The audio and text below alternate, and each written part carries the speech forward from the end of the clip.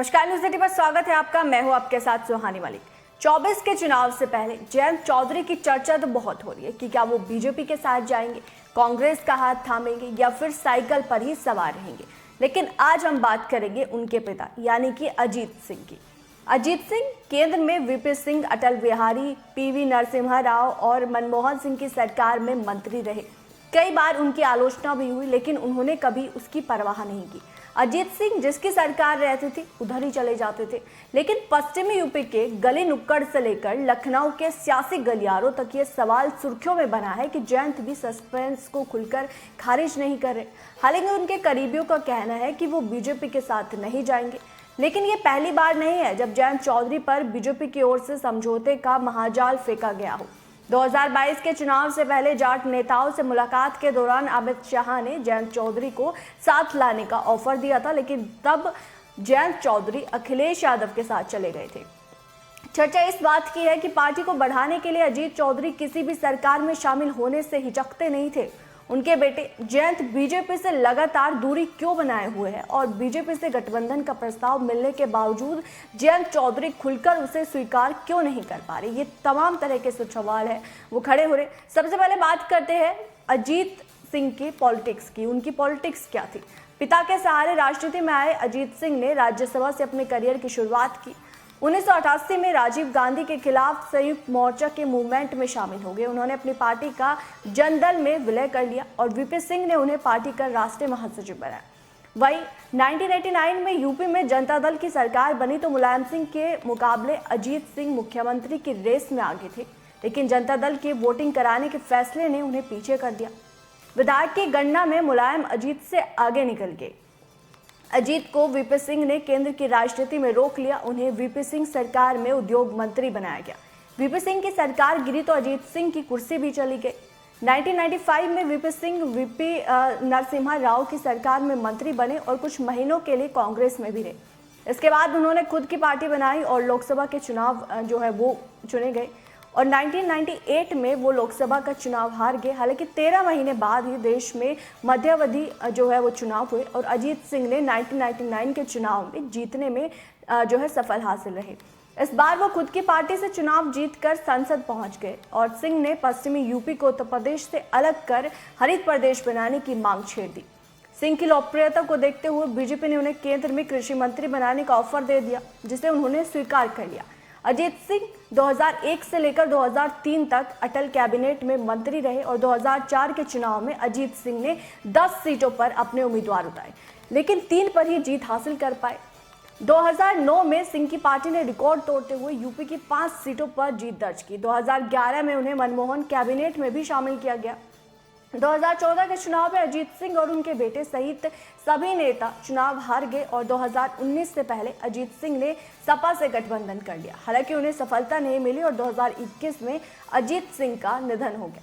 इसके बाद पार्टी की कमान जयंत के पास आई तो उन्होंने अखिलेश के साथ मिलकर 2022 का विधानसभा चुनाव लड़ा। 2022 में जयंत अखिलेश यादव के साथ गठबंधन कर जयंत चौधरी ने चुनाव में ताल ठोकी और आरएलडी को गठबंधन के तहत सपा ने 35 सीटें दी। जयंत की पार्टी 8 सीटों पर जीतने में कामयाब रही। इसके बाद हुए राज्यसभा चुनाव में सपा ने अपने कोटे से जयंत चौधरी को राज्यसभा भेजा। इस बीच चुनाव आयोग से जयंत चौधरी की पार्टी को बड़ा झटका लगा। आयोग ने आरएलडी से राज्य पार्टी का दर्जा छीन लिया। वहीं निकाय चुनाव में सपा से भी बात नहीं बनी। कई सीटों पर आरएलडी और सपा के उम्मीदवार भी आमने सामने रहे। अगर इन सारे जो मुद्दे हैं उन पर अगर हम राजनीतिक जानकारों की माने तो राजनीतिक जानकारों का कहना है कि बीजेपी को लेकर जारी सस्पेंस को खारिज नहीं करने के पीछे जयंत की प्रेशर पॉलिटिक्स है। जयंत अखिलेश पर अधिक सीट को लेकर दबाव बनाना चाहते हैं। 2022 में भी सीटों को लेकर पेच फंसा था और जयंत और प्रियंका के साथ जाने की खबरें में क्लैश होने लगा था। इसके बाद अखिलेश यादव ने उन्हें 35 सीटें दी और उन्हें अधिकांश मन मुताबिक सीट ही मिली। बीजेपी से गठबंधन करने में जयंत क्यों हिचक रहे हैं, ये तमाम तरह के सवाल है, उस पर भी हम गौर डालते हैं। ज्यादा सीट देने को तैयार नहीं और सहयोगी दलों की हालत वो देख चुके हैं। जयंत चौधरी को अजीत से सियासी विरासत में आरएलडी मिली है, जिसका राज्य स्तर का दर्जा खत्म हो चुका है और जयंत के सामने सबसे बड़ी चुनौती पार्टी को फिर से राज्य स्तर का दर्जा दिलाने की है। सूत्रों के मुताबिक जयंत ने गठबंधन की पहली शर्त सीटों की ही रखी है। जयंत चौधरी कम से कम आरएलडी के लिए यहाँ 10 से 12 सीट जो है वो चाहते हैं, जिसका वोट प्रतिशत में जो है इजाफा हो और उनके जो दर्जा है वो वापस मिल सके। रिपोर्ट्स के मुताबिक बीजेपी जयंत को 2 सीटें यानी कि बागपत और बिजनौर सहारनपुर देने को राजी है। बागपत सीट पर बीजेपी का कब्जा है, जबकि सहारनपुर और बिजनौर में बीएसपी को जीत मिली थी। बीजेपी जयंत को केंद्र में मंत्री बनाने के साथ साथ उनके विधायक को कैबिनेट में भी शामिल कराने का प्रस्ताव दिया है, जिसे जयंत ने ठुकरा दिया।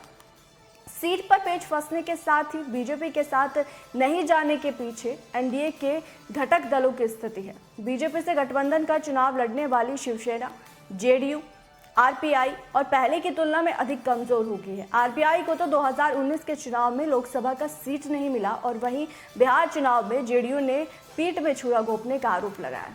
अब एक और जो वजह है वो एक और निकल कर सामने आ रही है कि जाट से जो इतर जातियों में भी पैठ है और उनके आने से वो खत्म हो जाएगी, क्योंकि जो उन्हें दोबारा से जाटों का जो विश्वास उन्हें किसान आंदोलन के बाद मिला, अगर जयंत चौधरी बीजेपी का दामन थामते हैं तो जाट जो समुदाय है वो उनसे नाराज हो जाएगा। राजनीतिक जानकारों की माने तो मुजफ्फरनगर दंगे के बाद आरएलडी के पाले से जाट छिटक गए थे। 2014 और 17 के चुनाव में बीजेपी ने जाटलैंड में बड़ी जीत दर्ज की और 2019 में भी आरएलडी बागपत और मुजफ्फरनगर सीट में जो है वो जीत दर्ज नहीं करा पाई। इसके बाद जयंत ने भाईचारा अभियान की शुरुआत की और किसान आंदोलन के बाद जयंत की किस्मत पलटी और जाट फिर से उनके खेमे में आ गए।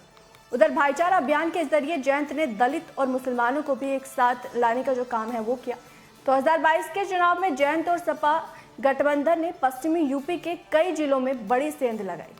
वर्तमान में आरएलडी के 2 विधायक मुस्लिम हैं। हाल ही में जो खतौली उपचुनाव हुए थे उसमें भी मुस्लिम, जाट और दलित समीकरण के सहारे जयंत ने बीजेपी को मात दी थी। ऐसे में जयंत चौधरी को डर है कि बीजेपी के साथ जाने से वो सिर्फ जाट के नेता रह जाएंगे और सभी कौम को लेकर जाने की जो उनकी रणनीति है उन पर पानी फिर जाएगा। जयंत को अपने दादा की तरह इस समीकरण से बड़े उलटफेर की उम्मीद है। चौधरी चरण सिंह की अगर हम बात करें तो उनका फॉर्मूला था अजगर, यानी कि अहीर, जाट, गुज्जर और राजपूत। अगर हम मजहर यानी कि मुस्लिम, जाट, गुज्जर और राजपूत फॉर्मूले से न केवल यूपी बल्कि पूरे देश की राजनीति को प्रभावित किया था। भाईचारा पॉलिटिक्स में सेंध के साथ साथ जाट युवाओं के साथ अलग होने का डर जयंत को है। बता दें कि 2022 के चुनाव में सपा गठबंधन को पश्चिमी यूपी में 33% जाटों के वोट मिले थे। जानकारों के मुताबिक किसान आंदोलन के बाद से ही जाट में युवा वर्ग जयंत के साथ चले गए थे। जाटलैंड अब इतना महत्वपूर्ण क्यों है वो भी समझ लेते हैं। पश्चिमी यूपी जो कि जाटलैंड के नाम से मशहूर है, वो आरएलडी के लिए या फिर किसी भी पार्टी के लिए इतना ज़्यादा खास क्यों है, क्योंकि सभी का फोकस जो है जाटलैंड पर है, वो भी समझ लेते हैं। पश्चिमी यूपी में जाट करीब 18% है, जो कि 10 से 12 सीटों पर सीधा असर डालते हैं। आंकड़ों की बात की जाए तो मथुरा में 40%, बागपत में 30%, मेरठ में 26%, सहारनपुर में भी 20% है जो जाटों की आबादी है, वो जो किसी भी समीकरण को उलट और पलट सकते हैं। यानी कि किसी भी पार्टी के लिए जाटलैंड जो है वो बहुत ही फोकस है और जाटों को जो ये समीकरण है वो किसी भी पार्टी को उलटफेर करने के लिए काफ़ी है। वर्तमान में पश्चिमी यूपी से बीजेपी के 4 सांसद जाट समुदाय के हैं। जाट नेता संजीव बालियान केंद्र में मंत्री है। पिछले चुनाव में बीजेपी जाटलैंड की 60 सीटें जो है बुरी तरीके से हार गई थी, जिनमें सहारनपुर, बिजनौर, अमरोहा शामिल है। वहीं 3 सीटों पर काफी करीबी मुकाबले में बीजेपी को जीत मिली। मेरठ से बीजेपी के राजेंद्र अग्रवाल जो है बहुत ही कम मार्जिन से जीते थे। मुजफ्फरनगर में भी संजीव बालियान के जीत का मार्जिन 7,000 से भी नीचे था। ऐसे में बीजेपी इस बार कोई रिस्क नहीं लेना चाह रही। जाट अगर इस बार विपक्ष के पक्ष में गया तो यहाँ खेल हो सकता है। तो अब जयंत चौधरी जो है वो भी जो जाटों का उन्हें सपोर्ट मिला है, जो जाट वोट बैंक किसान आंदोलन के बाद फिर से आरएलडी के पक्ष में आया है, वो उन्हें कहीं ना कहीं खोना नहीं चाहते और अपनी पार्टी को मजबूत करना चाहते हैं। बहरहाल इस रिपोर्ट पर आपकी क्या राय है, आप क्या समझते हैं, वो ज़रूर कमेंट बॉक्स में बताएगा। फिलहाल मेरे साथ इतना ही, मुझे दीजिए इजाज़त। नमस्कार।